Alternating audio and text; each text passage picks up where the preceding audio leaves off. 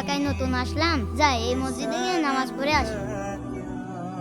এই দাঁড়াও, আগে তোমার পরিচয় দাও। হুটহাট করে মসজিদে মধ্যে ঢুকে পড়ছো।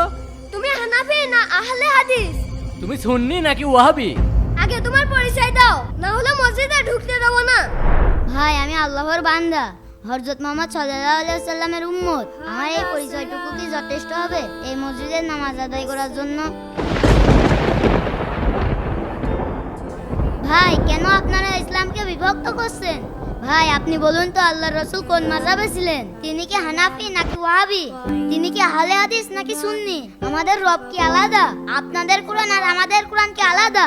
ভাই আল্লাহ তাআলা বলেছেন, তোমরা আল্লাহর রজ্জুকে আঁকড়ে ধরো, একসাথে থাকো। কিন্তু আজ আমরা বিভক্ত হয়ে গিয়েছি, এজন্যই আমরা মুসলিমরা এখন নির্যাতিত। ভাই এভাবে কখনো ভেবে দেখিনি। চলো আমরা একসাথে নামাজ পড়তে যাই। বন্ধুরা, আব্দুল আওয়াল কি ঠিক বলেছে? কমেন্টে অবশ্যই জানাবেন।